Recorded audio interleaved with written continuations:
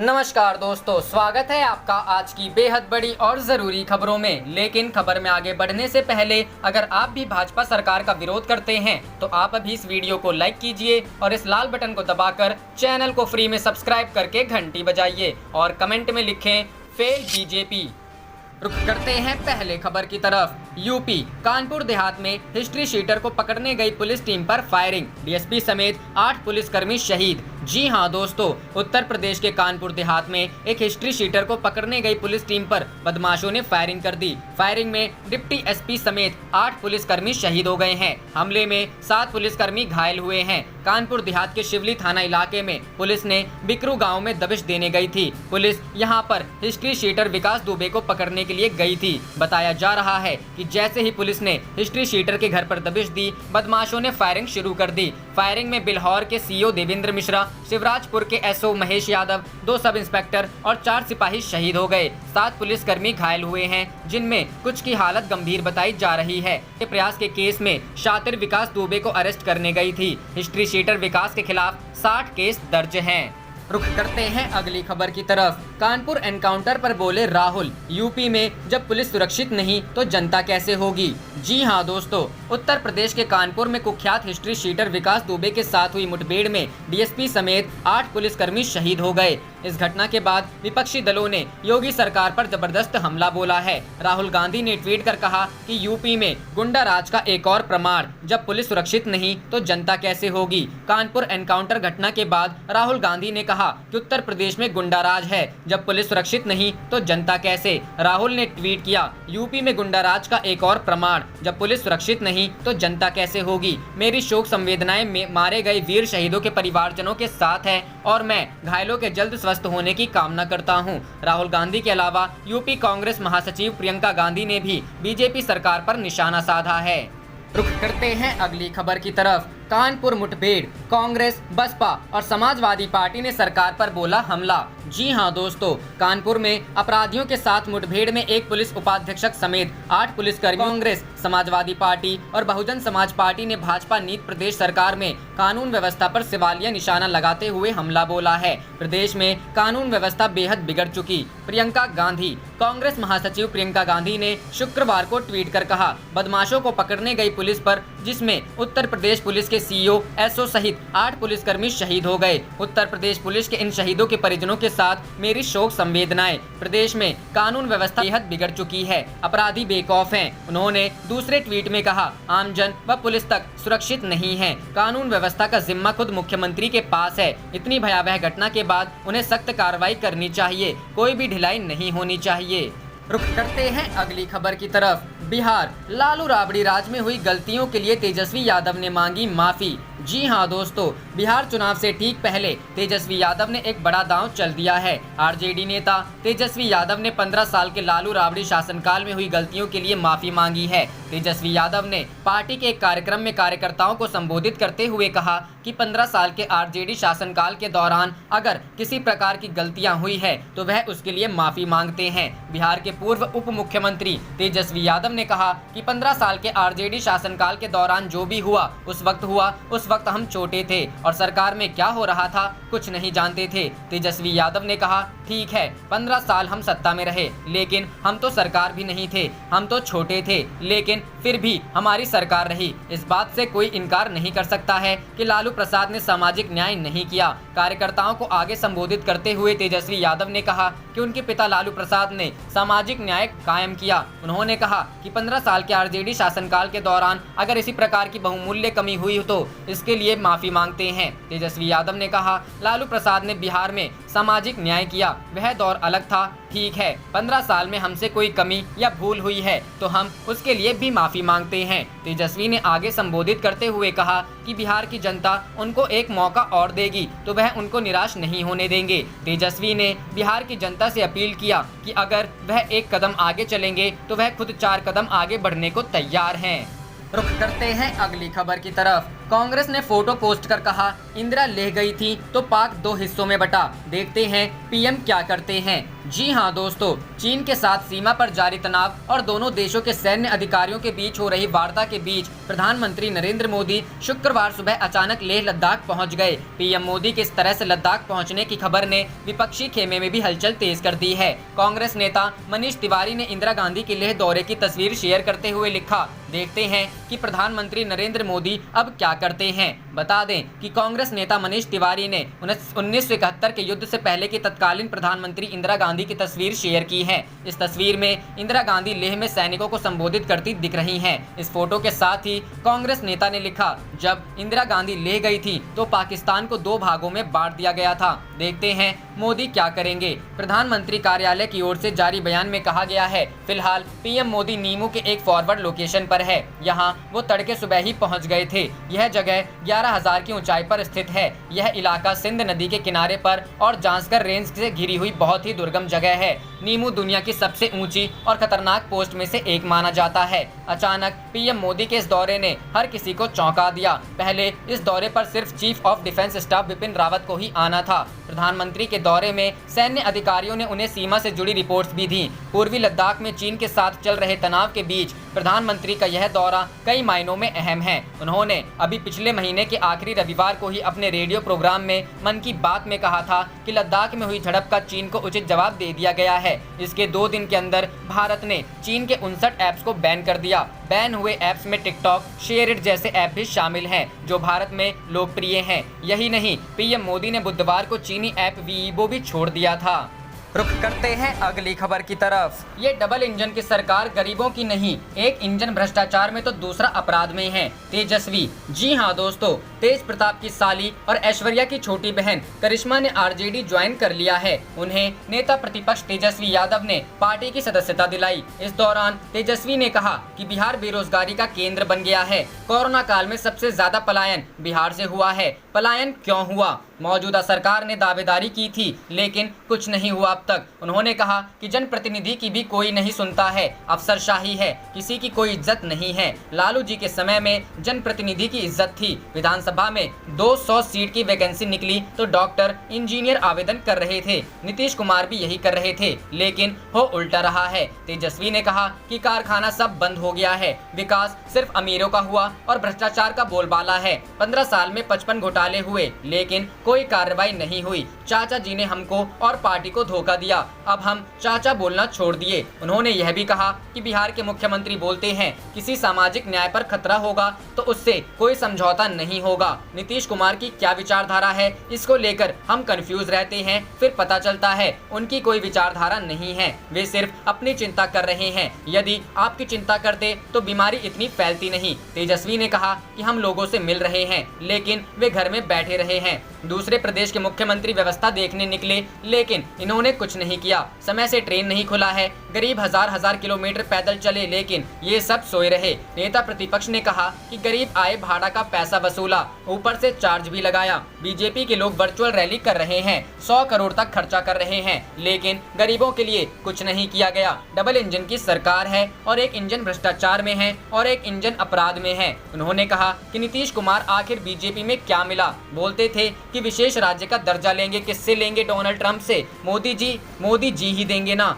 क्या हुआ फिर? जो नीतीश कुमार बीजेपी की कठपुतली बनकर रह गए हैं, जैसे नचा रहे हैं वैसे नाच रहे हैं। आप कुछ भी करें, लेकिन बिहार को क्या मिला? अंत में तेजस्वी ने कहा कि आप लोगों से एक मौका मांग रहे हैं, एक मौका दीजिए, सबको मान सम्मान के साथ हर काम किया जाएगा। ये लोग साजिश कर रहे हैं कि प्रचार ही ना हो, लेकिन चुनाव कैसे होगा, यह काम निर्वाचन आयोग को देखना है।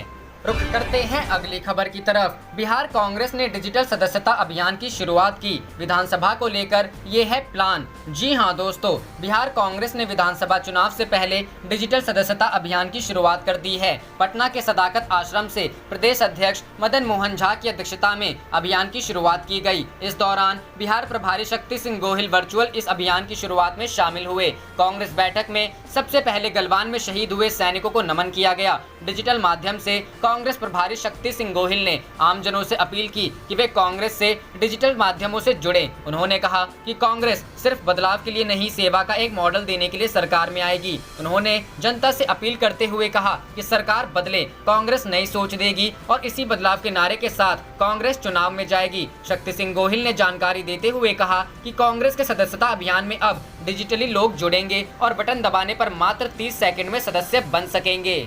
रुख करते हैं अगली खबर की तरफ। रेलवे का निजीकरण कर गरीबों का आखिरी सहारा भी छीन रही मोदी सरकार, देश की जनता इसका करारा जवाब देगी। राहुल गांधी। जी हां दोस्तों, अपने पहले कार्यकाल से ही मोदी सरकार निजीकरण की राह पर है। कई बड़ी सरकारी कंपनियों का निजीकरण किया गया और कई इस लाइन में हैं। यहां तक कि मोदी सरकार देश की लाइफलाइन कही जाने वाली रेलवे में भी निजीकरण की ओर कदम बढ़ा चुकी है। सरकार ने इसके लिए 109 जोड़ी ट्रेनों के लिए प्रस्ताव भी मांगा है। कांग्रेस नेता राहुल गांधी ने मोदी सरकार पर इस फैसले को लेकर निशाना साधा है। गुरुवार को राहुल गांधी ने ट्वीट कर कहा कि रेल गरीबों की एकमात्र जीवन रेखा है और सरकार उनसे ये भी छीन रही है। जो छीनना है छीनिए, लेकिन याद रहे देश की जनता इसका करारा जवाब देगी। बता दें कि मोदी सरकार काफी समय से रेलवे में निजीकरण पर काम कर रही है। फिलहाल देश में 3 जोड़ी निजी ट्रेनें चल रही हैं। अब रेल मंत्रालय ने 109 जोड़ी प्राइवेट ट्रेनें चलाने के लिए रिक्वेस्ट फॉर क्वालिफिकेशन मांगा है। इससे पहले भी केंद्र सरकार की ओर से कुछ सरकारी संस्थाओं के निजीकरण करने की कोशिश की गई, जिस पर राहुल गांधी अक्सर हमलावर रहे हैं। फिर चाहे अब रेलवे हो या फिर पहले एयर इंडिया को बेचने की बात हो, राहुल गांधी के अलावा कांग्रेस पार्टी के अन्य नेताओं और विपक्षी पार्टियों ने भी मोदी सरकार के इस फैसले का विरोध किया है। आज तक की खबर के मुताबिक इन ट्रेनों को भारतीय रेलवे के ड्राइवर और गार्ड ऑपरेट करेंगे। रेलवे के ये 109 जोड़ी सभी ट्रेनें भारत में निर्मित होंगी, जिससे मेक इन इंडिया को बढ़ावा मिलेगा। निजी कंपनियों की गाड़ियों के वित्त पोषण, खरीद, संचालन और रखरखाव के लिए जिम्मेदार होगी। रुख करते हैं अगली खबर की तरफ। 10 दिन में टमाटर हुआ 3 गुना महंगा, जल्द 100 के करीब। आलू ने भी कई सब्जियों को पीछे छोड़ा। जी हां दोस्तों, टमाटर खाने के लिए अब कलेजा मजबूत करना होगा। 10-15 दिनों के भीतर ही टमाटर के रेट आसमान पर पहुंच गए हैं। 15 से 20 रुपए किलो में बिक रहा टमाटर महज 2 हफ्ते के भीतर 3 गुना महंगा हो गया है। फुटकर में इन दिनों टमाटर 60 से 80 रुपए में 1 किलो मिल रहा है। वैसे तो बरसात के मौसम में हर साल टमाटर के भाव बढ़ जाते थे, लेकिन इस बार तो कुछ ज्यादा ही बढ़ोतरी देखने को मिल रही है। बाजार में टमाटर की जो क्वालिटी आ भी रही है वो पहले से थोड़ी गिरी हुई है। पिलपिला टमाटर जरूर 50 से 60 रुपए के भाव से मिल रहा है, लेकिन अच्छे के लिए ज्यादा जेब ढीली करनी पड़ रही है। रेट के और बढ़ने की भी संभावना है। लखनऊ के गोमती नगर में ठेले पर सब्जी बेचने आने वाले राजू ने बताया कि टमाटर की आवक बहुत घट गई, जब तक बढ़ती नहीं भाव बढ़ता ही रहेगा। आलू भी हुआ महंगा। वहीं आलू की कहानी तो और भी विचित्र है। इन दिनों एकाध सब्जियों को छोड़ दिया जाए तो ठेले का सबसे महंगा आइटम आलू ही हो गया है। 30 रुपए में 1 किलो बिकने लगा है। 10 दिनों में फुटकर में इसके दाम में 10 रुपए प्रति की बढ़ोतरी हुई है। 20 से सीधा 30। बाकी सब्जियों से ज्यादा तेज हुआ आलू। बता दें कि भिंडी, तरोई, लौकी, कद्दू, करेला, कटहल इन सभी सब्जियों से तेज आलू हो गया है। फुटकर में भिंडी, करेला और लौकी तो 20 से 25 रुपए में 1 किलो मिल जा रही है, लेकिन आलू सीधे इनसे 2 गुना। अमूमन बरसात के दिनों में हरी सब्जियों के रेट ऊपर भागते हैं, लेकिन इस बार आलू सबको पछाड़ के टॉप पर चला गया है। रुख करते हैं अगली खबर की तरफ। बंगला खाली करने के नोटिस के बाद लखनऊ शिफ्ट होंगी प्रियंका, ये होगा नया ठिकाना। जी हां दोस्तों, 1 अगस्त तक खाली करना है दिल्ली के लोधी एस्टेट का बंगला। लखनऊ के कॉल हाउस में शिफ्ट करने की प्लानिंग में प्रियंका। दिल्ली के लोधी एस्टेट स्थित बंगला खाली करने के नोटिस के बाद कांग्रेस महासचिव प्रियंका गांधी दिल्ली के बजाय लखनऊ शिफ्ट कर सकती हैं। प्रियंका के करीबी सूत्रों के मुताबिक वो बहुत जल्द लखनऊ में कॉल हाउस में शिफ्ट कर जाएंगी। कॉल हाउस इंदिरा गांधी की मामी शीला कौल का है। प्रियंका पार्टी की महासचिव होने के साथ साथ यूपी की इंचार्ज भी हैं, लिहाजा उनका ये कदम बेहद सदी हुई रणनीति का हिस्सा माना जा रहा है। कोरोना संक्रमण के दौरान प्रियंका का यूपी में दौरा कम हो गया था। ऐसे में लखनऊ शिफ्ट होना राजनीतिक दृष्टि से भी अहम है। प्रियंका महासचिव बनाए जाने के बाद से यूपी में ज्यादा सक्रिय रही हैं, चाहे वो मजदूरों को ले जाने के लिए बसों के इंतजाम का मुद्दा हो या फिर सोनभद्र के किसानों के नरसंहार के बाद का आंदोलन हो। आगामी चुनाव से पहले लखनऊ में बेस बनाने का फैसला। जानकारी के मुताबिक प्रियंका गांधी ने यूपी के चुनावों से पहले लखनऊ में अपना बेस बनाने का फैसला पहले ही कर लिया था। इंदिरा गांधी की मामी शीला कौल के घर कौल हाउस की मरम्मत का काम पहले ही किया जा चुका है। लखनऊ में प्रियंका इसी घर में रहेंगी। प्रियंका के बच्चे उनके साथ शिफ्ट होंगे कि नहीं, इस पर फैसला अभी नहीं किया गया है, लेकिन ये तय है कि यूपी की राजनीति में पूरी तरह सक्रिय और शामिल रहने के लिए प्रियंका लखनऊ में शिफ्ट होंगी और अपना ज्यादा वक्त यूपी के अलग अलग जिलों में बिताएंगी। रुख करते हैं अगली खबर की तरफ। सोने चांदी की हाजिर कीमतों में आई जबरदस्त गिरावट, जानिए क्या रह गए हैं दाम। जी हां दोस्तों, सोने चांदी की हाजिर कीमतों में गुरुवार को भारी गिरावट दर्ज की गई है। राष्ट्रीय राजधानी दिल्ली में सोने के भाव में 488 रुपए प्रति 10 ग्राम की भारी गिरावट आई है। इस गिरावट से दिल्ली में सोने का भाव 49,135 रुपए प्रति 10 ग्राम हो गया है। HDFC सिक्योरिटीज के अनुसार रुपए में मजबूती के चलते सोने की कीमतों में यह गिरावट दर्ज की गई है। गौरतलब है कि पिछले सत्र में बुधवार को सोना 49,623 रुपए प्रति 10 ग्राम के भाव पर बंद हुआ था। घरेलू हाजिर सराफा बाजार में सोने के साथ ही चांदी के भाव में भी जबरदस्त गिरावट आई है। चांदी के भाव में गुरुवार को 1,168 रुपए प्रति किलोग्राम की गिरावट आई है। इस गिरावट से चांदी की कीमत 50,326 रुपए प्रति किलोग्राम पर आ गई है। इससे पहले पिछले सत्र में बुधवार को चांदी 51,494 रुपए प्रति किलोग्राम के भाव पर बंद हुई थी। HDFC सिक्योरिटी के वरिष्ठ विश्लेषक